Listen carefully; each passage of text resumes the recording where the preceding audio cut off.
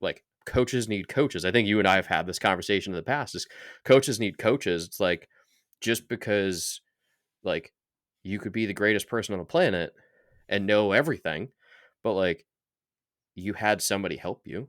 Like Bill Gates didn't become Bill Gates by himself. He had mentors, he had people to talk with. Warren Buffett didn't become a bajillionaire because he just woke up one day and was like, I figured it out. Like he had people, he had systems and things like that in place. And, I'm not going to bring freaking Tom Brady into the conversation on another episode, but it's like football teams. Like there's teams of people. Like no one person wins championships. Like even in singular individual sports, like look at tennis or golf. Like look at Tiger Woods. I'll take it at a completely different path because I like Tiger Woods. But it's like Tiger Woods didn't win.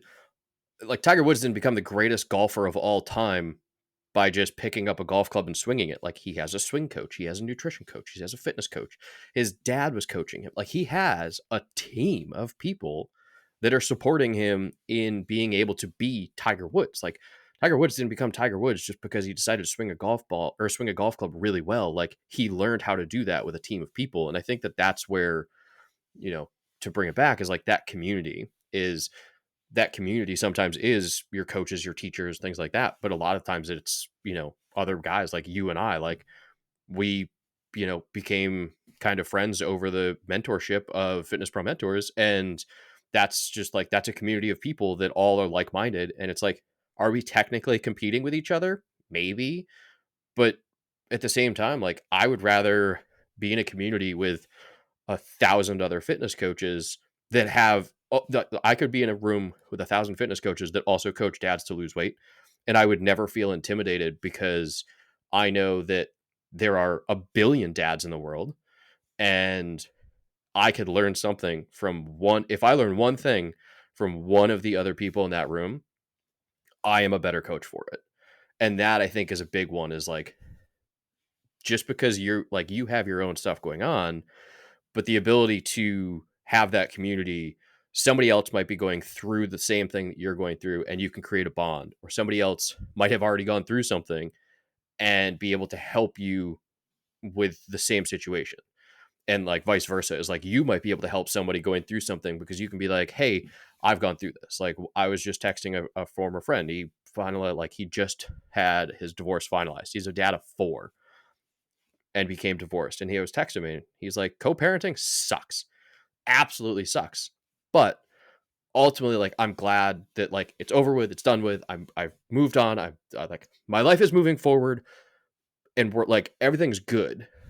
But then subsequently, if I now know another dad of 2, 3, 4 kids who might be going through divorce and is like, I'm struggling hard. It's like, hey, I know somebody who was in this exact same situation and went through it. Let me see if he would be willing to talk to you. And just making that connection to somebody that has been there and done it, and being able to kind of create those connections that grows everybody. Because, my philosophy is always like, you don't know everything. And somebody else probably knows something that you don't, that you can learn from. For sure. Well, and it's so interesting. I think, and maybe this is more specifically for men. I would say this probably more often in men. I try. When I look at the world, I think it's important to recognize and take a look that there are differences, I believe, between men and women, and like this statistically shown in psychology and other social studies. Whether you want to acknowledge it or not, these things are there. And women do tend to be more nurturing and more social and be more community driven. Men tend to be more individual. I don't want to say isolationist, but to a degree, that's part of what being an individual is. And it becomes very hard, I think, especially as you become a father, to still maintain those communities, because you do have to spend. Don't get me wrong. Like I'm not a father per se with kids, but you said before, like I'm a dog dad. I moved from where I lived in Thornhill, 30 minutes north, to where my wife and I moved in together, and I had left a gym I was working at where I was a part of that community, but I had a lot of friends there. and I would do jujitsu at that gym as well. So we had like an amazing gym, and then the other part of the gym that used to be a kind of like studio then became a martial arts place. And so I got into martial arts, and a good friend of mine named Sam, we would do martial arts together. We would child time, and he was part of my community. And I would also, at this juncture, be playing soccer a couple times a week with my buddies, and I have that close friend group. Well, blow up my ACL, can't play soccer, move from this gym up north, so I'm not really as close to that friend group anymore. And I went through this real struggle of a period where I didn't have that even that small knit community of men that I would be around to help be my support. And then we all had this happen. COVID-19 happens. We had lockdowns. Toronto, Canada had some of the longest lockdowns, like on aggregate, most of them. We had something like 17 or 18 months of lockdown, some of the longest lockdowns in the world. And I went through probably one of like the saddest, almost most depressive times in my life, comparable to when I was getting bullied in high school, because I was back to that isolationist that isolationist position that I was in back then. And it was like being pulled back, right? How old was I? I might know, like 20 years, right? 15, 20 years back to high school again. And it was a big struggle. I didn't want to get out of bed some days. I didn't have the ability to go to work and earn money and income, which makes me feel alive and be a part of my gym community, see my clients. So I'm sitting around at home, and then you get in this place where you just get really, really sad, and you feel like there is a lack. And then, you know, part of that is, and you start questioning other decisions in your life. You start questioning your own self-worth, and it becomes something that felt like a strong brick and mortar house now feels like a house of cards, despite a lot of those other intricate pieces not really changing that much. And so when you say the sense of community thing, yeah, it's absolutely huge and imperative. Like, especially as men, we need to have these communities that we're a part of to feel supportive. And part of that is as well, we need to be able to not just lurk in those communities, but we need to be active in them. We need to share our experiences. We need to give and take.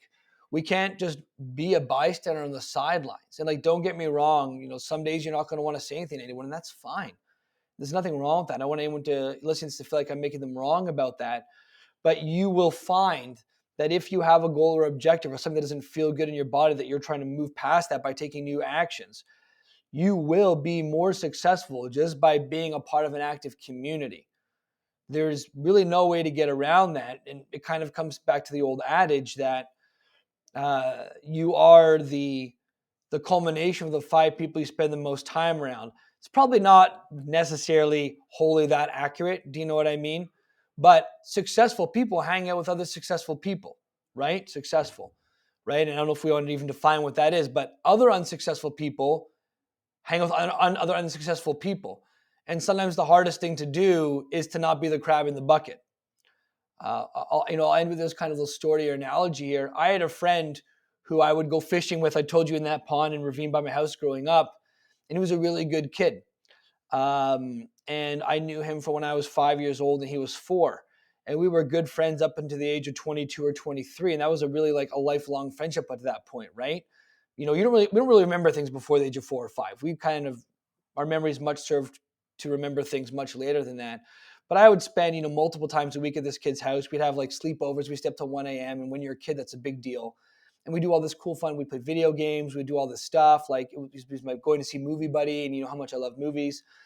And then it got to this point where, we were smoking weed like every weekend together, and like weeknights.